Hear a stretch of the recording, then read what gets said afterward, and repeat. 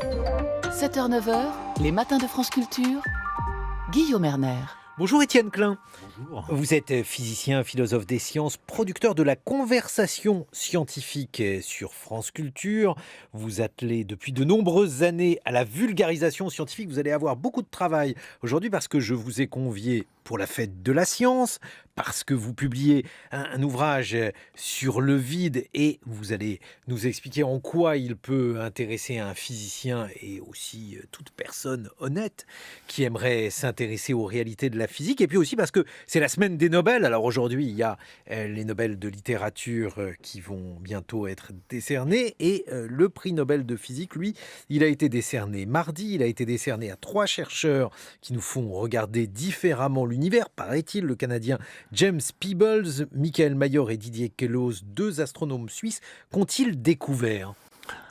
Alors on commence peut-être par James Peebles, qui est un astrophysicien d'origine canadienne mais en fait américain, qui a travaillé sur des modèles d'univers, des modèles de Big Bang, et c'est lui qui a fait le modèle standard qui permet de comprendre l'univers composé de matière, la matière que nous connaissons, mais aussi de matière noire, et également d'énergie noire. La matière que nous connaissons ne représente que quelques pourcents du contenu de l'univers, si tant est que les équations d'Einstein qui décrivent la gravitation soient les bonnes. Et donc il a avant tout le monde compris comment mettre tout ça dans un modèle théorique cohérent. Et par exemple, il avait calculé les petites fluctuations qu'on trouve dans le fond diffus cosmologique, la lumière résiduelle qui vient de la séparation de la matière et de la lumière qui s'est produite 400 000 ans après le Big Bang, des petites fluctuations qui expliquent comment plus tard on peut se former autour de ces petits grumeaux les galaxies qui constituent la matière de l'univers. Mais moi, j'avais cru lire qu'on avait quand même des doutes sur la théorie du Big Bang il y a quelques mois. On avait... Oui, il y a des petites crises, mais en tout cas, il y a un modèle standard qui, pour l'instant, tient, et c'est lui qui, parmi d'autres, en a élaboré la structure fondamentale. Et les 2 autres... Les autres, c'était plus attendu. Michel Mayor, astronome suisse, avec son thésard Didier Queloz, a mis au point un détecteur installé en France, à l'Observatoire de Haute-Provence, qui a permis en 1995 de détecter la première exoplanète. Une exoplanète, c'est donc une planète qui orbite autour d'une autre étoile que le Soleil. En l'occurrence, elle est dans la constellation de Pégase. Et ils ont été les premiers, ils ont donc tranché une très vieille question, est-ce qu'il y a d'autres mondes que le nôtre ? Je ne parle pas de monde habité, mais au moins d'autres mondes, d'autres planètes. Qu'est-ce que ça veut dire un autre monde ? D'autres systèmes solaires. Simplement, l'étoile en question n'est plus le Soleil. Et en fait, depuis, on en a découvert énormément. Il y a 4000, je crois, exoplanètes recensées aujourd'hui.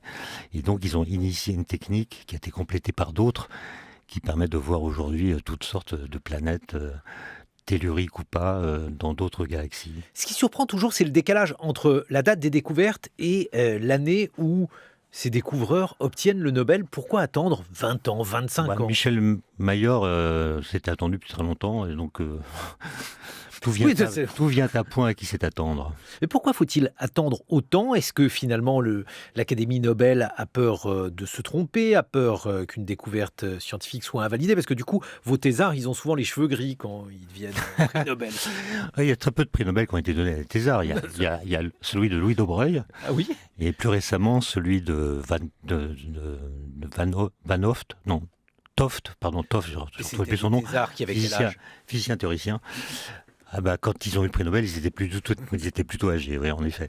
Pourquoi il faut attendre ? Je ne sais pas, il faut demander au comité nodal. Disons qu'il faut que la découverte soit sûre, que soit confirmée par d'autres, ce qui est le cas ici. Vous avez souvent étudié le temps, longtemps étudié le temps, et vous avez décidé de vous pencher sur le vide. Est-ce que ça a une existence, le vide, pour un physicien, Étienne Klein ? Je me suis intéressé au temps et j'ai arrêté parce que je butais comme d'autres sur les problèmes de langage, qu'est-ce qu'on appelle le temps. Et puis je pensais que le vide, a priori, c'était moins intéressant. En réalité, en étudiant cette question, j'ai découvert que c'était encore plus passionnant.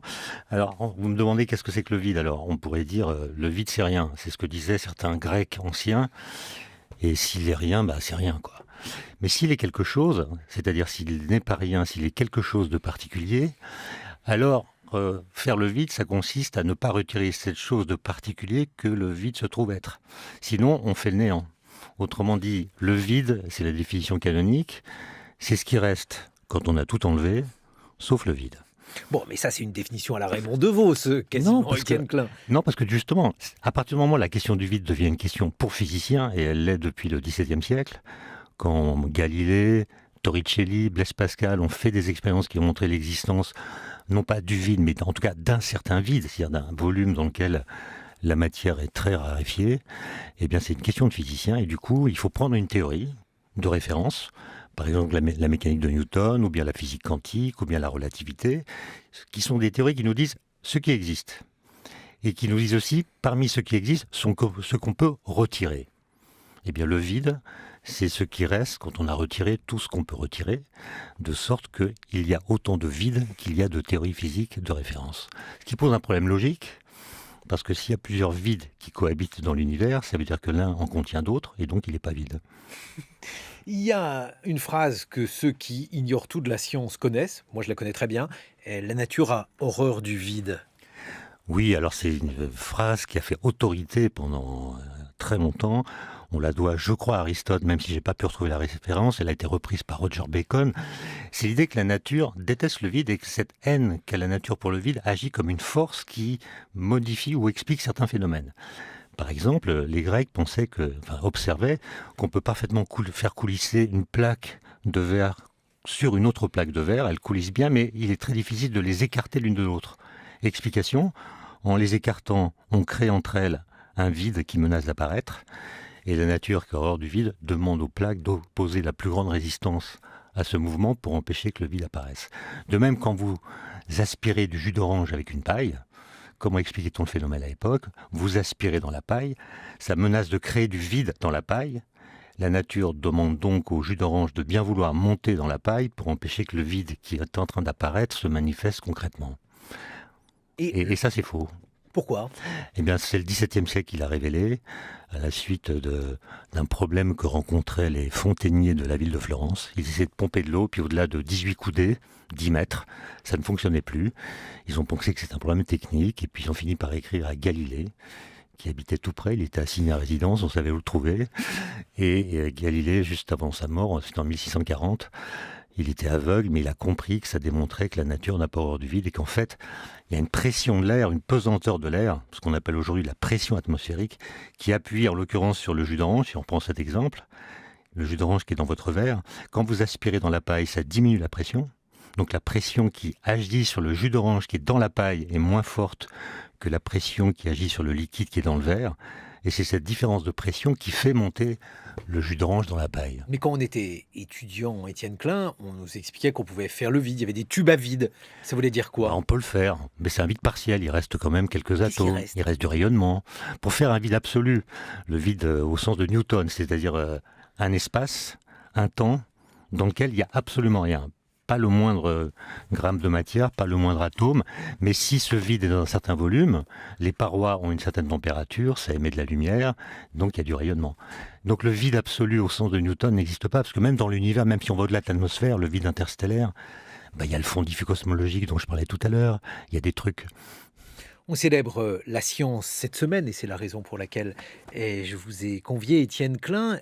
On voit que dans ce sujet du vide, comme dans le sujet du temps d'ailleurs que vous avez traité, on ne sait pas très bien où s'arrête la physique et où commence la métaphysique, où il est question de néant qui est une question plus métaphysique que physique et où débute le vide. Qu'est-ce que vous en pensez? Comment s'articule dans l'esprit d'un physicien avec des théories qui sont bien souvent des théories qui nous paraissent quasiment mystiques? La physique, la science en général, la métaphysique, la philosophie sont des disciplines séparées. Et il n'est pas question de les unifier. Simplement, parfois, les physiciens obtiennent des résultats qui sont théoriques, expérimentaux, qui correspondent à ce qu'on pourrait appeler, ça a été ainsi nommé par Merleau-Ponty, des découvertes philosophiques négatives. La physique n'a pas vocation à coloniser la philosophie, mais à propos de certaines questions philosophiques très particulières, celle du temps, celle du réel, celle de la causalité, celle du vide, elle apporte des arguments qui viennent éclairer, peut-être même contraindre l'ensemble des réponses philosophiques qu'on peut apporter à des questions philosophiques. Et donc, ça milite pour que physiciens et philosophes discutent. Et la frontière entre physique et métaphysique, elle évolue. Puisque, par exemple, si on prend l'exemple des prix Nobel que j'ai cité tout à l'heure, Michel Kellos qui découvre la première exoplanète, c'était quand même une question presque métaphysique.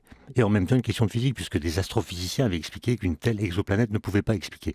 Donc il y a un problème qui est posé depuis très longtemps, qui est tranché. Il y a un avant et un après qui coupe l'histoire en deux. Aujourd'hui, il y a une question de métaphysique qui devient quasiment une question quotidienne quand on lit les journaux, et c'est la question de la fin du monde, la question de l'effondrement. Qu'en pense le physicien que vous êtes, Étienne Klein ? L'effondrement, il faut parler de quoi il est question quand il s'agit d'effondrement. Est-ce que c'est la planète ? Non. Est-ce que c'est l'humanité ? Peut-être. Est-ce que c'est la biodiversité ? Certainement. Moi, je ne suis pas du tout collapsologue. En fait, le problème, c'est que les scientifiques qui font des découvertes aujourd'hui, il y a ceux qui, comme les astrophysiciens, les physiciens des particules, sont enthousiasmés par leurs découvertes. Et puis il y en a d'autres, ceux qui font de la climatologie, qui étudient la biodiversité, les questions d'énergie, de pollution, qui prévoient le pire. Et ça, c'est assez nouveau que des scientifiques soient gênés par les découvertes qu'ils font parce qu'elles sont l'indice de difficultés à venir. Moi, je pense que ce qui est menacé aujourd'hui, c'est beaucoup plus l'humanisme que l'humanité. C'est-à-dire le sentiment global que nous appartenons à la même espèce, et que nous sommes dans le même bateau et que nous devons donc être solidaires. C'est ça qui me paraît en crise. Il y a l'impression que dans le futur, pour survivre, il faudra avoir de la chance. Et tant pis pour ceux qui n'auront pas de chance. Mais il y a différentes catégories de scientifiques aujourd'hui. Il y a des gens qui pensent que là, l'humanité verse vraiment dans l'irrationalité, qu'il faudrait raison garder et avoir confiance dans notre capacité à nous jouer des défis qui sont devant nous. Et puis d'autres scientifiques qui pensent, comme vous le dites, que la situation est grave et que nous n'en avons pas conscience. Vous appartenez à quelle catégorie ? Alors, il y a les optimistes et il y a les pessimistes, qui sont deux attitudes stériles, puisque quand vous êtes optimiste, vous dites ça va bien aller sans rien faire, et si vous êtes pessimiste, vous dites c'est foutu, il n'y a plus rien à faire. J'aime beaucoup cette définition de l'optimisme que donnait Jean d'Ormesson. Un optimiste, c'est quelqu'un qui fait ses mots croisés avec un stylo bille. Je n'appartiens pas à cette catégorie, d'ailleurs je ne fais pas de mots croisés. Moi je pense que le défi de l'humanité, c'est de pouvoir configurer un futur dans lequel on souhaite aller en tenant compte de ce que nous savons. Et c'est ça qui a mis l'idée en crise, c'est-à-dire l'idée de progrès, en crise. C'est que l'idée de progrès, elle suppose qu'on configure le futur d'une façon crédible et attractive, de sorte que nous fassions les efforts et même les sacrifices nécessaires pour faire advenir cette nouvelle vision de la société. Il n'y a pas que l'idée de progrès qui est en crise. C'est pas attractif, et quand c'est attractif, c'est pas crédible. C'est ça qui a mis, entre autres choses, l'idée de progrès en crise. Il y a aussi, pardonnez-moi, je vous ai coupé, il y a aussi l'idée de science qui est en crise et la confiance que certaines personnes ont vis-à-vis de la science. Celle-ci aussi est en quelque sorte en train de s'atténuer, Étienne Klein. Oui, enfin, je ne sais pas si on peut mesurer l'évolution de cette tendance de façon scientifique, justement, mais ce qu'on voit apparaître en effet, qui n'existait pas quand j'étais plus jeune, c'est ce que j'appelle, moi, un populisme scientifique. C'est-à-dire des gens qui utilisent le soi-disant bon sens, ce qu'ils ressentent, pour contester ce que disent les scientifiques. Or, la science, si on prend par exemple la physique moderne, celle qui naît au XVIIe siècle avec Galilée et les autres, c'est une science dont les lois contredisent le sens commun. Ce sont même des lois qui contredisent l'observation. Quand Galilée dit que tous les corps tombent à la même vitesse, il dit quelque chose que personne n'a jamais vu. Quand vous faites tomber des corps de masse différentes, ils tombent à des vitesses différentes. Et donc faire de la science, c'est d'une certaine façon penser contre son cerveau. Et non pas avec. C'est admettre des vérités que notre intuition est incapable de trouver toute seule. Et justement, Étienne Klein, il y a beaucoup de scientifiques qui vous disent aujourd'hui que lorsqu'ils font des conférences ou lorsqu'ils sont interpellés, bien souvent, on leur dit que tous scientifiques qu'ils sont, on n'a plus confiance dans ce qu'ils disent. Oui. Qu'est-ce que ça suscite en vous ? Pourquoi en est-on arrivé là ? Parce que les journalistes, on comprend qu'on n'ait pas confiance dans les journalistes, mais les scientifiques, pourquoi vous êtes dans la même barque que nous ? Je fais des conférences et j'observe en effet le phénomène. Alors, on peut lui trouver toutes sortes d'explications, par exemple le relativisme philosophique, qui est un petit peu comme le cholestérol, c'est-à-dire qu'il y a le bon et le mauvais. Le bon relativisme, c'est celui qui fait voir que les idées scientifiques, notamment, ne naissent pas hors sol. Elles apparaissent dans des contextes.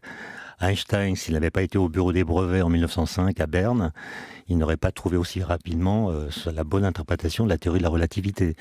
Maintenant, dire que les théories physiques sont rivées aux conditions de leur apparition, qu'elles ne s'émancipent jamais des conditions dans lesquelles elles sont nées, c'est à mon avis une stupidité. La théorie de la relativité aujourd'hui est plus valide qu'en 1905. Il faut tenir compte de cette émancipation des idées physiques par rapport au contexte de leur apparition. Maintenant, je pense que il faut faire la distinction entre les connaissances et les croyances, mais comme dans les mêmes canaux de communication circulent des connaissances, des croyances, des opinions, des informations, des commentaires, des bobards, des fake news, les statuts respectifs de ces différentes choses se contaminent. Et quand on a affaire à quelqu'un qui a une croyance, eh bien, il pense, ou d'autres pensent, que ça porte une connaissance.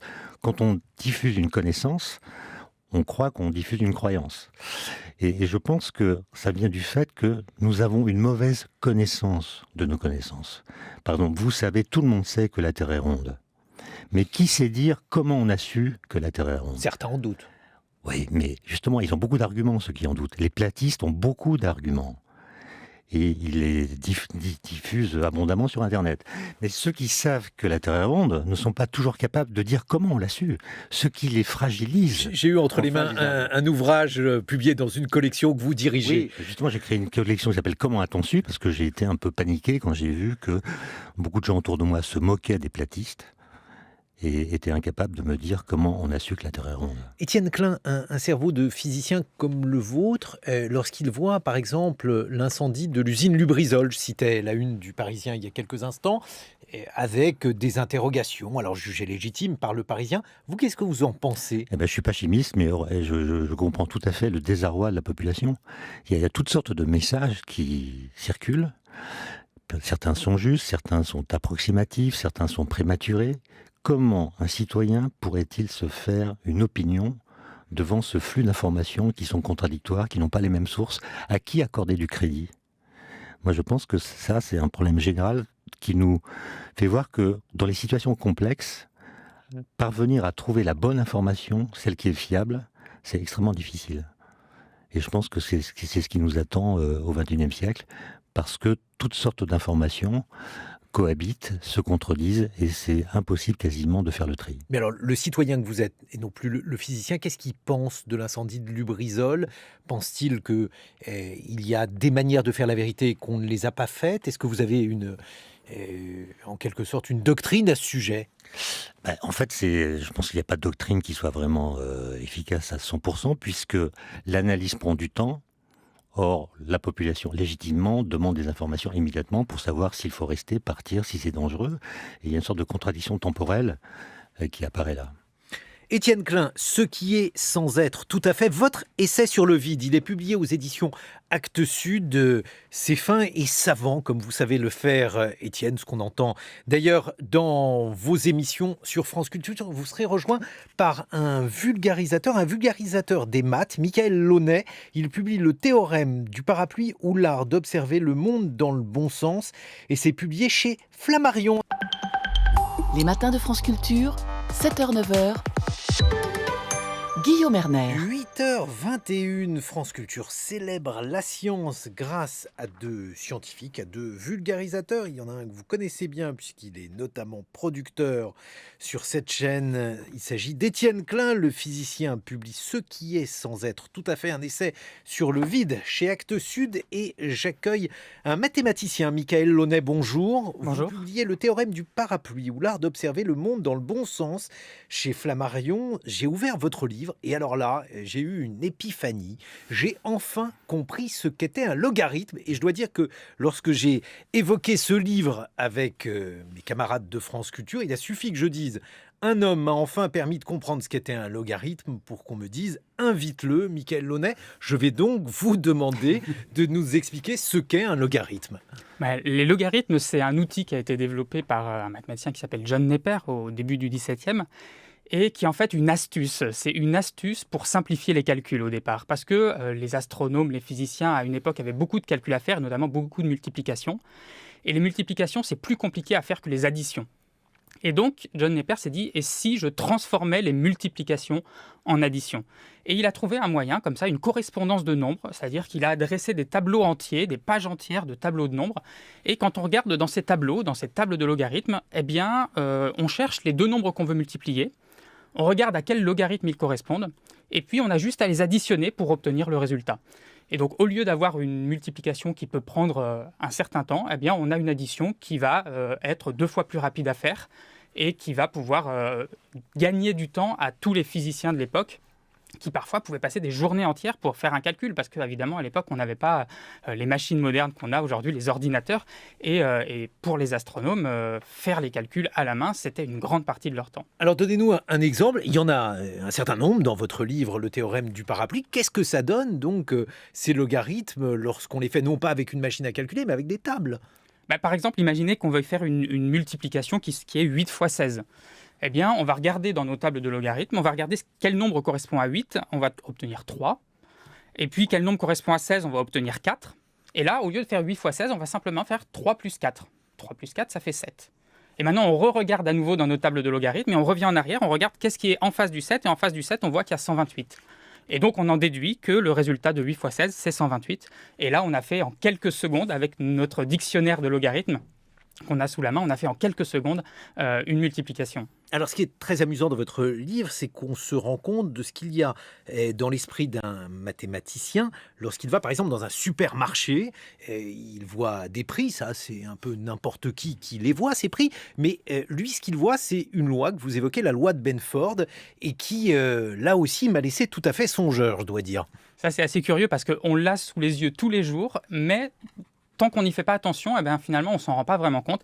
Si vous allez dans votre supermarché et que vous regardez tous les prix qui s'alignent sur les étagères, eh bien, en y prêtant un peu plus attention, vous verrez que la plupart des prix commencent soit par 1, soit par 2, par 3 un peu, mais il y en a, plus le chiffre est grand, moins il y en a. Il y a beaucoup de prix qui vont commencer des 1, et quelques, des 1 euro et quelques centimes, mais des prix à 8 euros ou 9 euros et quelques, eh bien, il y en a beaucoup moins. Et ça, eh bien c'est le principe de la loi de Benford. Et ce déséquilibre-là, eh bien, on peut se demander comment ça se fait, pourquoi, comment est-ce qu'il se produit. Et il va falloir commencer à réfléchir autrement. Il faut encore le répéter parce que moi, il a fallu que je relise ça plusieurs fois pour m'en convaincre. C'est-à-dire qu'il y a plus de prix qui débutent par 1 que par 2 et ainsi de suite.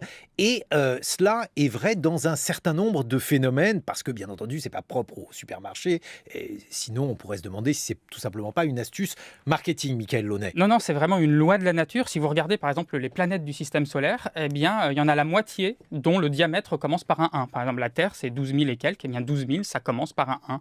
Et donc, voilà, on peut se dire pourquoi est-ce qu'il n'y a pas une répartition équitable des premiers chiffres. Et pour ça, il va falloir changer de point de vue. Et les logarithmes, justement, vont pouvoir nous aider à... Pourquoi? Expliquez-nous, justement, Michael Launay. Eh bien, parce que les logarithmes font la transition entre la multiplication et l'addition.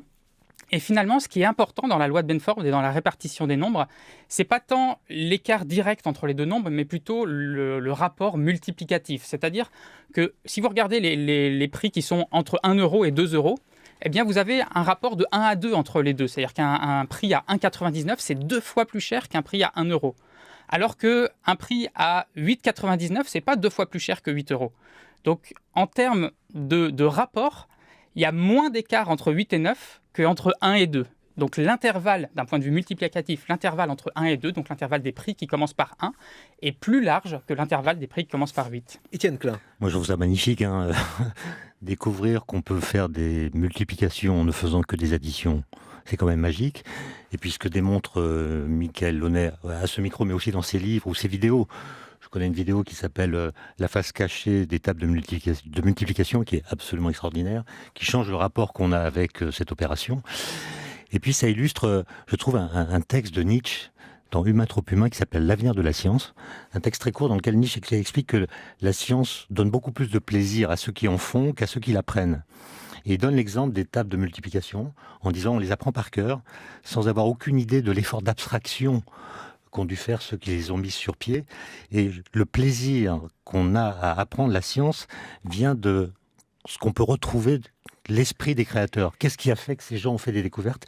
Et une fois qu'on sait comment les découvertes sont advenues, on change complètement le regard qu'on porte sur elles. Mais vous, Étienne Klein, on en a quelques fois parlé, les maths font partie de votre culture de base. Vous êtes évidemment un matheux parce que j'imagine que tout physicien en est un aussi de toute façon. Est-ce que ça veut dire que votre manière de voir le réel, c'est ce qu'on découvre dans le livre de Michael Launay, est-ce que votre manière de voir le réel se fait au travers de lunettes mathématiques ? Bah oui, avec une question en surplomb qui est d'où vient que les physiciens font des mathématiques ? Donc, c'est Galilée qui a posé cette hypothèse qui a ensuite été explorée par tous les autres, Newton, etc. D'où vient que les lois physiques s'expriment sous forme d'équations différentielles ou autres ? Comment se fait-il que ça marche ? Est-ce que ça épuise le réel ? Ou est-ce que ça ne permet d'entrer en contact qu'avec une petite partie du réel ? D'où vient ce qu'on appelle l'efficacité des mathématiques en physique, qui est de plus en plus impressionnante. On a parlé des prix Nobel de cette année, mais il y a quelque temps, on a découvert des ondes gravitationnelles, on a découvert le boson de Higgs, qui sont des entités physiques qui avaient été prédites bien avant qu'on les détecte. Et on les a prédites grâce à des arguments mathématiques. Michael Launay, donnez-nous des exemples de la vie secrète des tables de multiplication. Sur les tables de multiplication, il y a plein de choses à dire. La vidéo dont parlait Étienne à l'instant... Oui, parce que vous êtes un YouTuber aussi, il faut le dire. Vous avez des vidéos sur Internet qui, effectivement, témoignent d'une grande capacité de jongler avec des notions mathématiques qu'on apprend à l'école et qu'on redécouvre avec vous.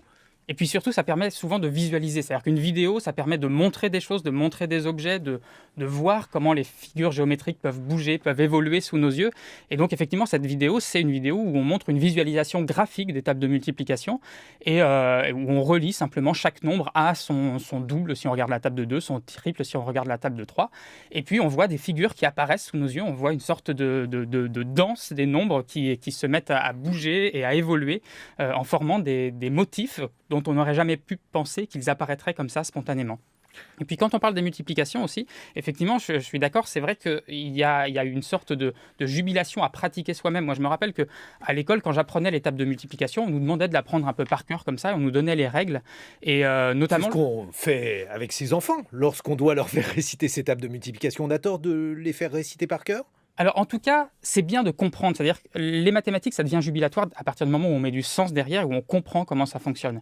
Je me rappelle que moi, quand j'apprenais mes tables de multiplication, par exemple, on m'avait dit comme une règle absolue, comme ça, que une multiplication, le résultat ne changeait pas selon l'ordre dans lequel on fait la multiplication. 3 fois 7, c'est la même chose que 7 fois 3. Mais on m'a donné ça comme une règle, sans me dire pourquoi et d'où ça sortait. Et à partir du moment où on commence à réfléchir à ça avec des enfants, je fais des ateliers dans des écoles, eh bien, il y a une sorte de jubilation qui apparaît et un plaisir d'essayer de comprendre. C'est-à-dire que plutôt que de le poser comme une base, on peut le poser comme une conjecture. Est-ce que c'est toujours vrai ? Alors parce que 7 fois 3 et 3 fois 7, c'est pas la même chose ? Alors pourquoi est-ce que ce sera la même chose ? Justement, 3 fois 7, c'est 7 plus 7 plus 7. 7 fois 3, c'est 3 plus 3 plus 3 plus 3 plus 3 plus 3 plus 3. Comment par magie on tombe sur le même résultat et comment par magie, quelle que soit la multiplication qu'on va prendre, même 732 fois 438, ce sera la même chose que 438 fois 732. Comment par magie on va retomber à chaque fois sur le même résultat ? Et est-ce qu'on est sûr que ça marche à tous les coups ? Comment est-ce qu'on en est sûr ? Peut-être ça marche jusqu'à 10 fois 10, mais qu'au-delà, ça ne marche plus.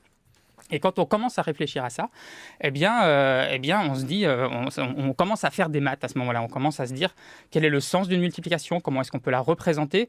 Et la représentation classique qu'on donne à ça, c'est une forme de rectangle. C'est-à-dire, vous imaginez une boîte de chocolat dans laquelle vous avez 3 rangées de 7 chocolats. Si vous les comptez en rangées, vous avez 7 plus 7 plus 7. Si vous les comptez en colonnes, vous avez 3 plus 3 plus 3. Donc, fatalement, ça doit donner le même résultat. Et ça, quand les enfants comprennent ça, après avoir un peu galéré dessus, parce que c'est important aussi, le goût de l'effort en mathématiques, et de se dire, quand on fait de la recherche, c'est pas évident du premier coup, mais il y a un moment donné où il y a un déclic, il y a une sorte de waouh qui apparaît dans notre esprit, et une étincelle.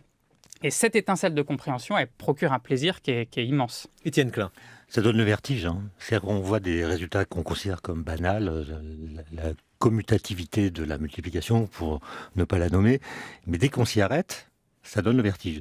La table de chocolat, c'est toujours très utile. J'avais invité Alain Cohn il y a quelques mois à la conversation scientifique. Il avait expliqué la loi de la récurrence. C'est quoi la loi de la récurrence ? C'est le fait que si un résultat est vrai, pour faire une démonstration, on postule que le résultat est vrai jusqu'à un certain rang et on montre qu'on peut, de proche en proche, le montrer de façon absolue. Et les mathématiques sont comme ça une source de vertige. Moi, je me souviens d'un professeur qui nous avait raconté l'histoire suivante. Vous arrivez à un hôtel qui a un nombre infini de chambres. Cet hôtel est complet. Toutes les chambres sont occupées. Donc vous demandez une chambre, il dit pas de problème. Le client qui est dans la chambre numéro 1, je le mets dans la 2. Celui qui est dans la 2, je la mets dans la 3. Celui qui est dans la 4, je la mets dans la 5, etc. Donc je vous donne la 1. Donc l'hôtel est complet, mais il y a une place. Et là, je m'étais dit, c'est intéressant. Michael Launay, il y a aussi des choses sur les nombres dans votre ouvrage, Le théorème du parapluie. Vous publiez chez Flammarion. Et alors, ça parle à tout journaliste parce que dans les informations, on donne des nombres, des prix, on donne des dépenses. Alors, ces dépenses, elles sont en millions, en milliards.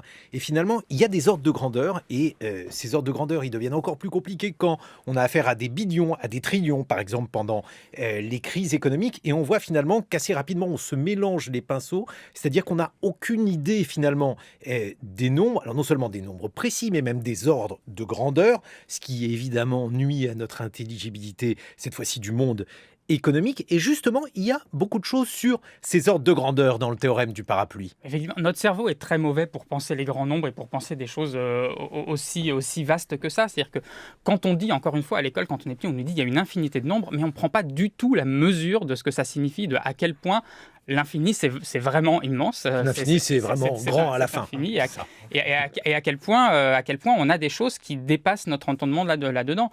Et il y a beaucoup de cultures qui se sont amusées comme ça à jouer avec les grands nombres, à se dire, Archimède déjà avait écrit un texte pour dire qu'il y avait un dicton populaire qui disait qu'il y avait une infinité de grains de sable sur la Terre. Il a écrit un texte pour dire non, il n'y en a pas une infinité, il y en a un nombre très grand. Et je peux faire un calcul et vous dire le nombre de grains de sable sur toute la Terre est plus petit que ce nombre-là. Et donc on peut jouer comme ça avec les grands nombres et se dire finalement, même les choses qu'on pense infinies, la plupart du temps, quand on entend le mot infini dans une conversation, eh bien cet infini, il est utilisé d'une mauvaise façon. Eh bien, il faudrait plutôt dire justement immense ou très grand, mais c'est rarement vraiment infini. Et effectivement, quand on pense aux noms comme millions, milliards, etc., il y a une petite expérience qu'on peut faire, c'est imaginer que vous mettez à votre gauche le nombre 1000 et à votre droite le nombre 1 milliard, donc séparés de 50 cm, disons. Où est-ce que vous placez le million entre les deux ? Où est-ce que vous mettez le curseur ? Est-ce que le million, il est pile entre 1000 et 1 milliard ? Est-ce qu'il est plus proche de l'un, plus proche de l'autre ? Et ça, en général, quand on pose cette question, l'intuition première de la plupart des gens à qui on pose cette question, c'est de mettre le million à peu près au milieu de 1000 et 1 milliard. Et puis après, quand on y réfléchit, on dit « Ah non, il est peut-être un petit peu plus proche de 1000 quand même ». Et puis, quand on y réfléchit vraiment et qu'on fait le calcul, eh bien, on se rend compte que 1 million, il est collé à 1000. C'est-à-dire qu'il est vraiment tout près. C'est-à-dire s'il y a 1 mètre de distance entre votre 1000 et 1 milliard, le 1 million, il est à 1 millimètre de 1000.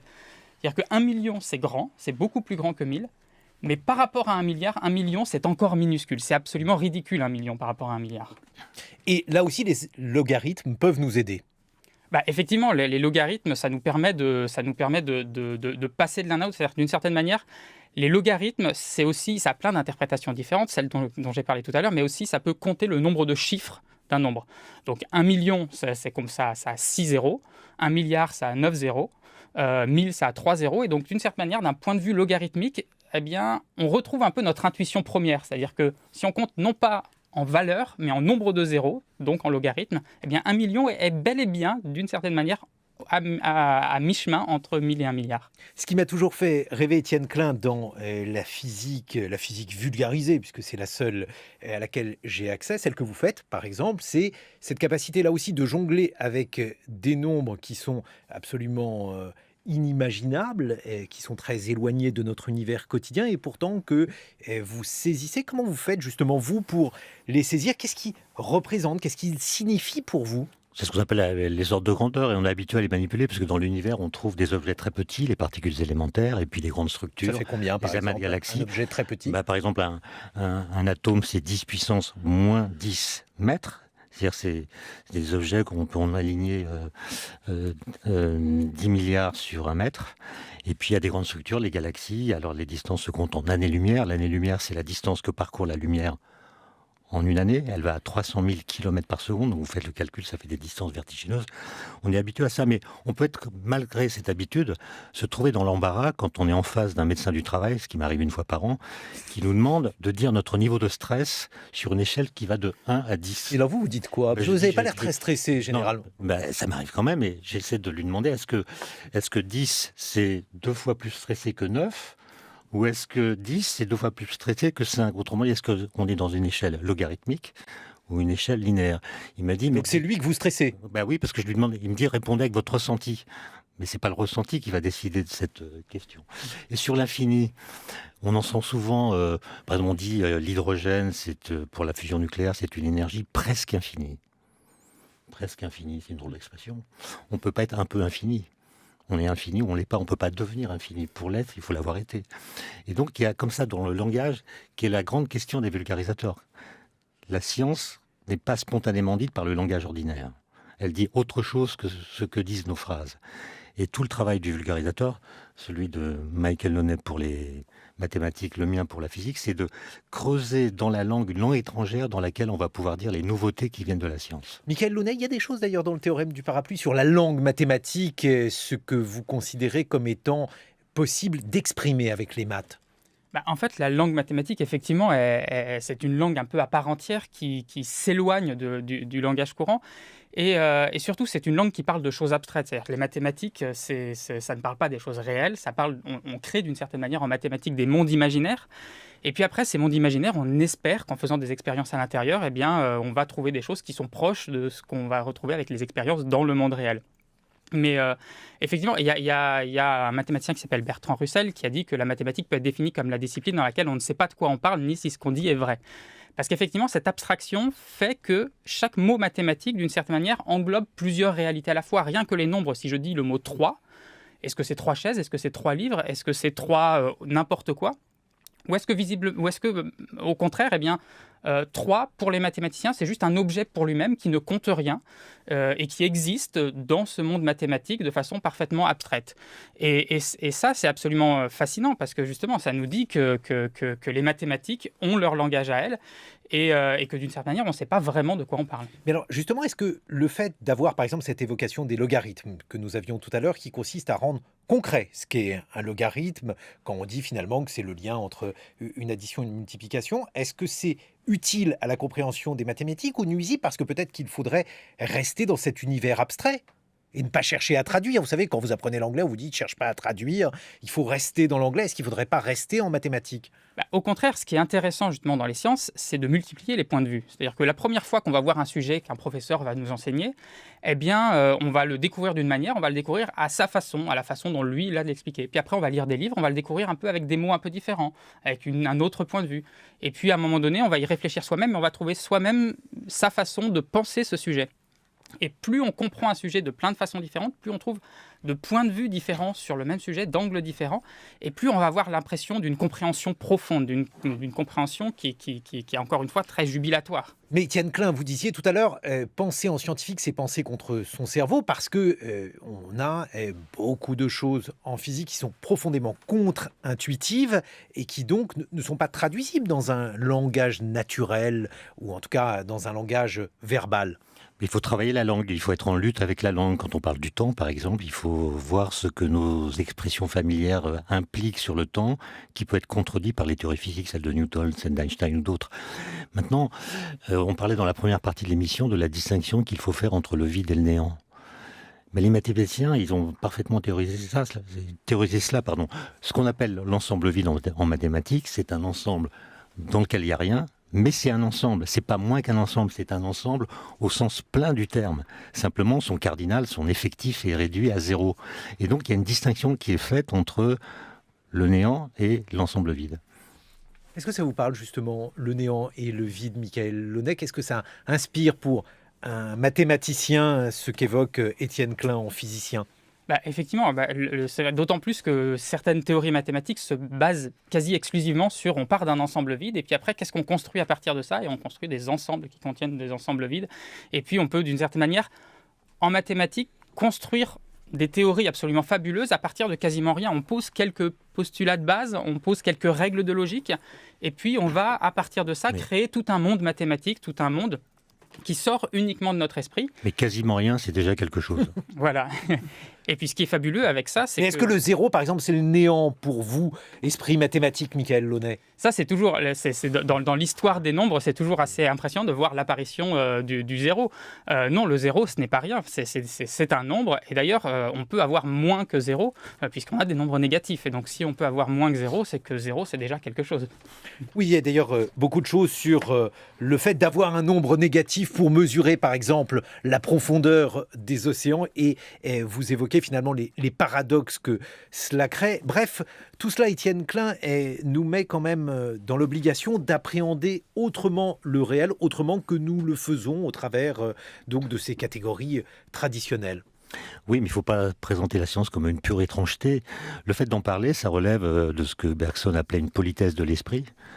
Je suis physicien, vous êtes mathématicien, vous êtes journaliste. Nous devons chacun pouvoir dire à l'autre ce que nous faisons et comment nous raisonnons.